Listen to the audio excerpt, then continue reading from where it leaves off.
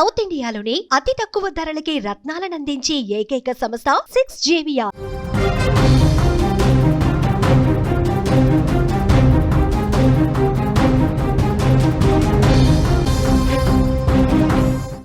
Kurnool bus ప్రమాదంలో కీలకంగా Shivshankar friend ఎవరైతే ఉన్నారో ఎర్రస్వామి కీలకంగా మారాడని కూడా చెప్పుకోవచ్చు. ప్రస్తుతం పోలీసుల అదుపులోనే అతడున్నాడు.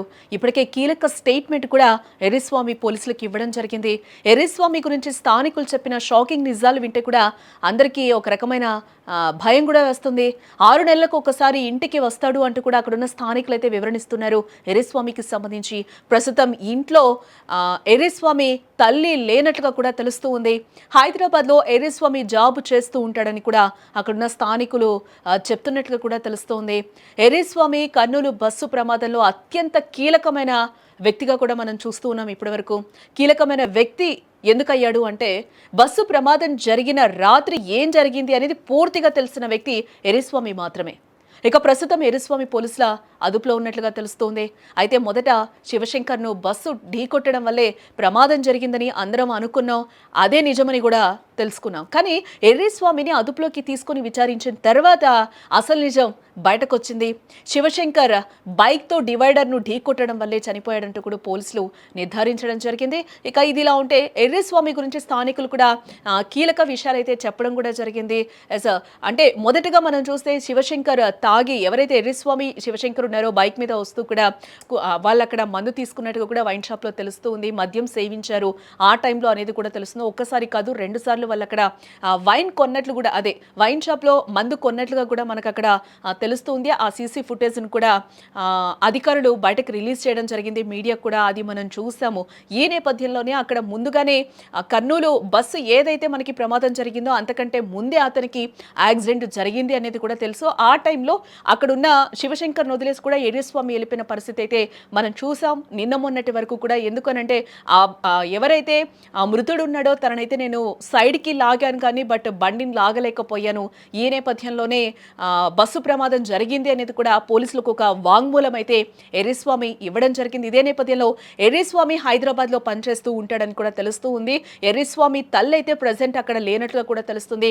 అక్కడున్న స్థానికులను విచారిస్తే కూడా కొన్ని విషయాలు అయితే చెప్తూ ఉన్నారు. ఎర్రస్వామి హైదరాబాద్లో పనిచేస్తూ ఉంటాడు. అతను 6 నెలలకు ఒకసారి ఇంటికి వస్తూ ఉంటాడని కూడా అక్కడున్న వాళ్ళు చెప్పుకొస్తూ ఉన్నారు. అయితే ప్రమాదం జరిగిన రోజు ఎర్రస్వామి ఊర్లో కనిపించలేదని చెప్పుకొచ్చారు. ఏదేమైనా మద్యం తాగి బైక్ నడిపి 19 మంది చావుకు పరోక్షంగా కారణం కావడంపై కూడా స్థానికులు సైతం ఆగ్రహం వ్యక్తం చేస్తూ ఉన్నారు. అక్కడున్న స్థానికులు కూడా ఏమంటున్నారో మనం ఒకసారి వినే ప్రయత్నం చేద్దాం. వీడు వద్దంటే కూడా వచ్చినాడు. వచ్చి నైట్ వచ్చి ఒక రోజు ఉంటాను పోయినాడు. ఇంకా ఓ రోజు ఉంటాను వాళ్ళ ఫ్రెండ్నేమో పిలిపించుకున్నాడంట. అంటే ఈరికి రావాలని కాదు, వాళ్ళ మకాటికి ఏదో వాళ్ళ సొంత ఊర్లో ఏదో మ్యారేజ్ ఏదో అని చెప్పినాడంట వాళ్ళ అమ్మకి. అయితే ఇంకా ఈటికైతే రాలేదు అని వచ్చి వాళ్ళ ఫ్రెండ్ శివశంకర్ అనే అతను ఫ్రెండ్ అనమాట.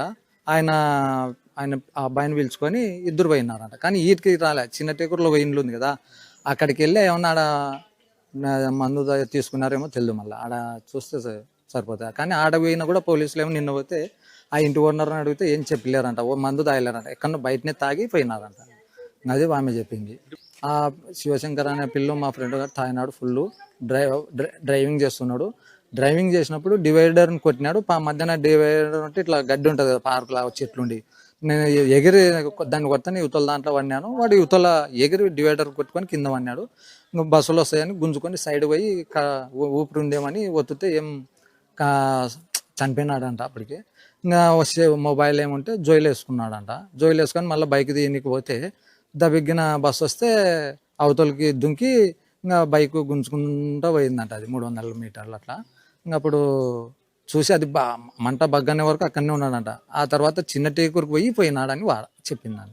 మా వంది తప్పు ఏం లేదు, వెనక కూర్చోయినాడు. ఏం బస్సు అయితే మేము మా ఓన్ కాదు, అది డివైడర్ కొట్టినాము, బండి గుంజుకొని పోయిందని చెప్పింది. వెళ్ళిపోయింది. మద్యం తాగి డ్రైవింగ్ చేసడం, అందులో ఆ టైం పోవడమే అంటే ఫస్ట్ తల్లిదండ్రులది కూడా దీనిలోకి బాధ్యత ఉంటుంది. తాగడం కానీ ఇవన్నీ ఫస్ట్ తల్లిదండ్రులు ఎందుకు పంపిస్తున్నారు, వాళ్ళదే బాధ్యత. తల్లిదండ్రులే మెయిన్.